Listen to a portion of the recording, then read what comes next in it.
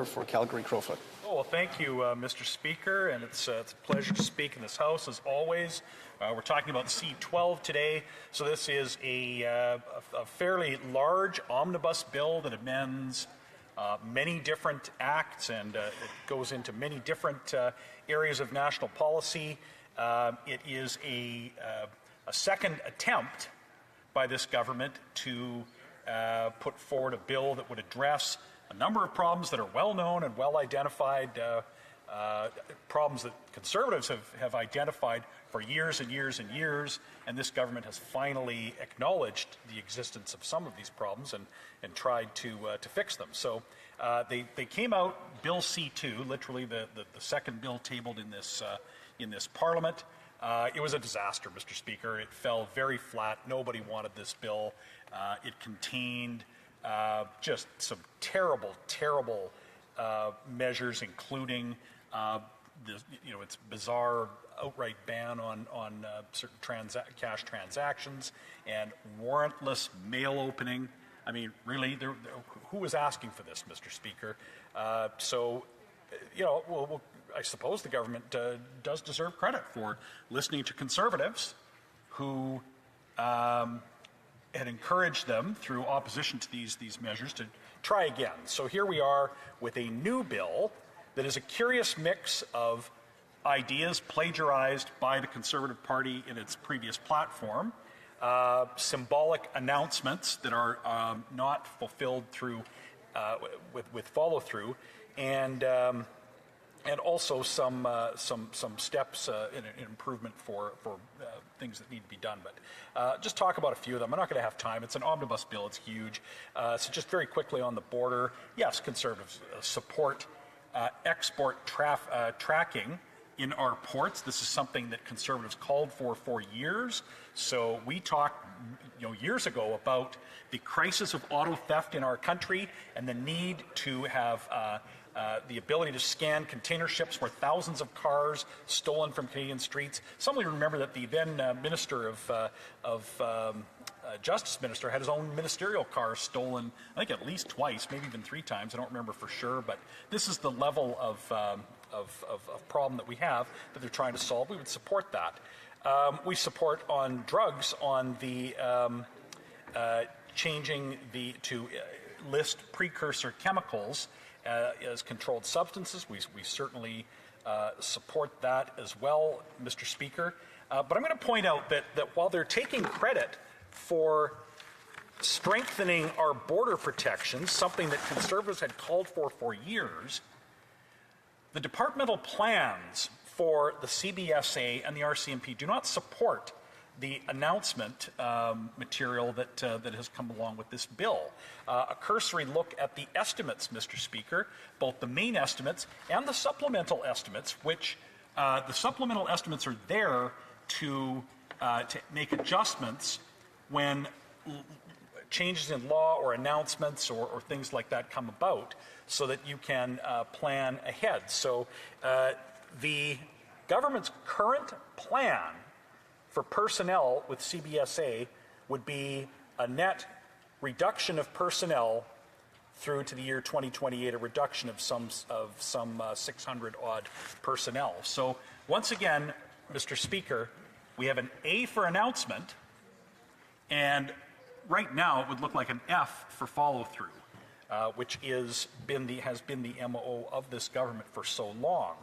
On fentanyl, we've had some heartrending testimony from members of this House on the scourge of opioid addiction, people dying in our streets, the trafficking of fentanyl. Yes, we agree with the changes that they have made in this bill, and they are important and supportable. But, Mr. Speaker, this government is not enforcing the laws that we have already. People that traffic in drugs are not getting the full weight of Canadian law as it is. We have a jail, not bail regime that this government had deliberately brought in as a consequence of its Bill C-5 and 75 of former parliaments, and that is not fixed by this bill. So coming to the changes they've made to the Citizenship and Immigration Act the Immigration and Refugees Protection Act. This is, again, a problem long in the making. We have right now 290,000 asylum claims in the queue. This would be, in comparison, at the end of the years of the Conservative government, about 10,000. So we've jumped from 10,000 to 290,000 people in the queue for adjudication of asylum. And it's no surprise, Mr. Speaker, how we got there. We got there from the tweet heard around the world. The Welcome to Canada tweet that explicitly encouraged economic migrants to cross into Canada in order to then apply for asylum. So the conflation of economic migrants with those who are those seeking asylum in Canada as refugees has been completely intermeshed under this government. And it's just a disaster for everyone, Mr. Speaker. It is not fair for all of the people in the queue to have this queue. But the people in the queue, Mr. Speaker, I mean, there is an industry out there now on, and we saw this, that human trafficking was a factor, and people that made a business of helping economic migrants, desperate people indeed, Mr. Speaker, but to then come and come to Canada from a safe third country, in this mostly the United States. But, Mr. Speaker, we had called upon the government repeatedly to make exactly the point that is contained in this bill, to apply the safe third country agreement to the entire land border, and they are very late coming to this.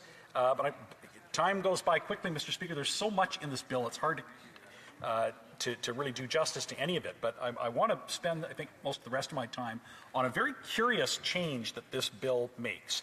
So there is an amendment to the Oceans Act that will place the Coast Guard under the Ministry of Defense for budget purposes.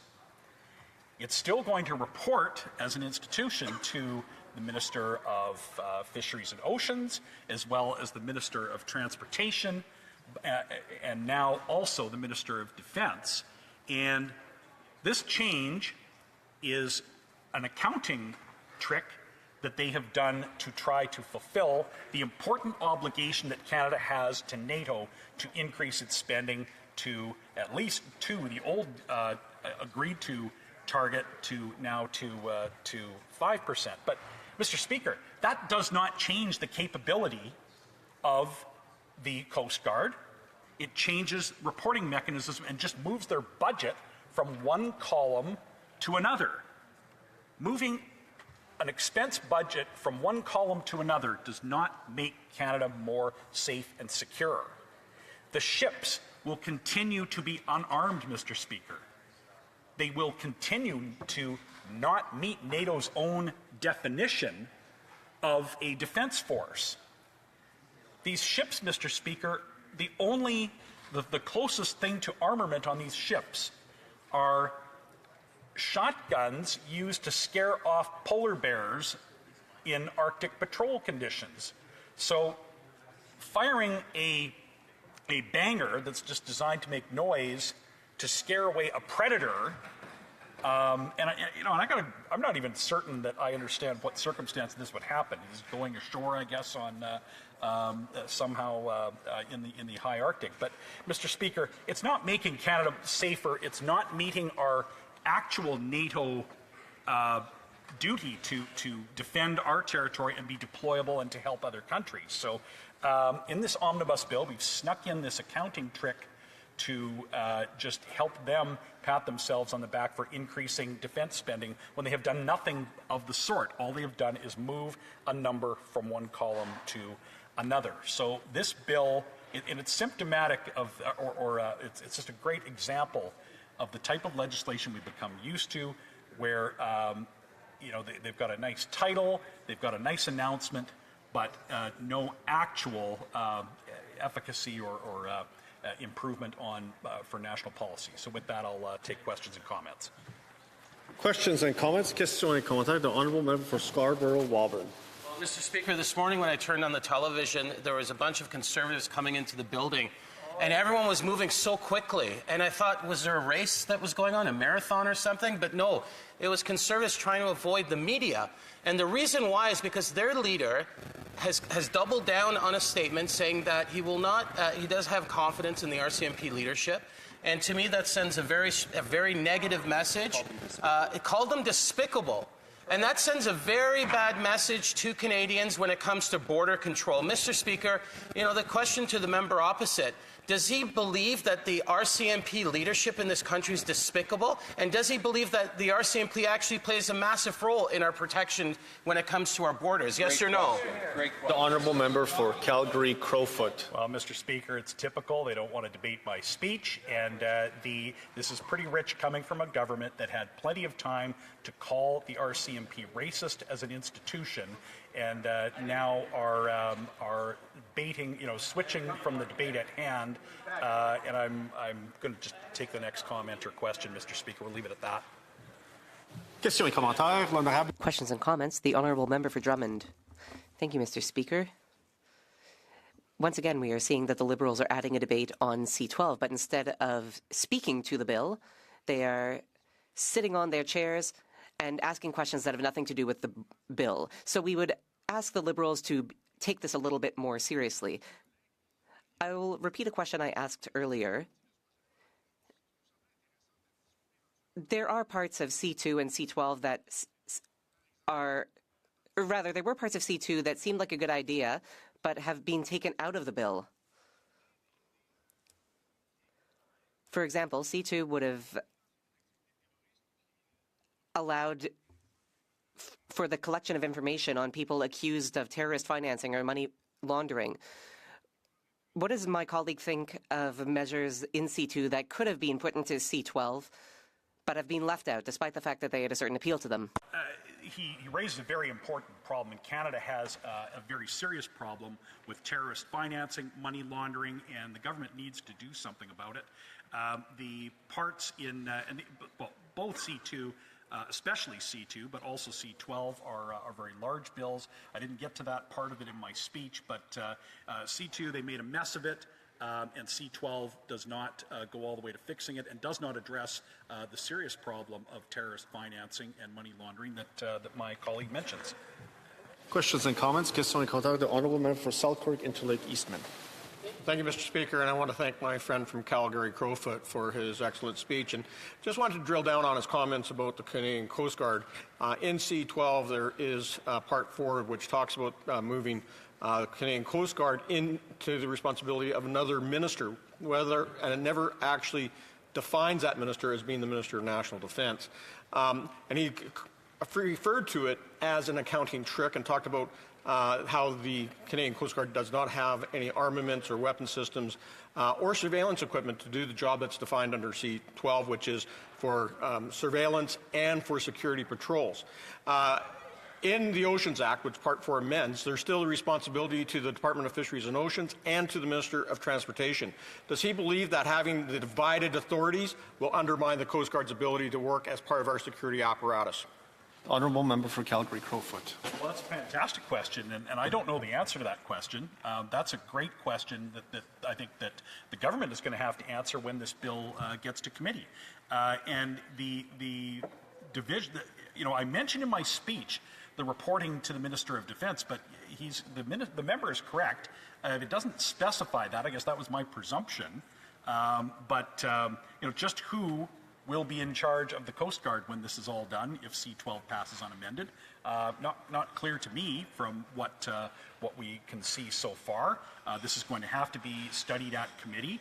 But his point is so important that nothing has changed. The ships are not suddenly armed. They are not suddenly equipped with surveillance technology and equipment. They are the same ships, unarmed, that are currently purposed for civilian use.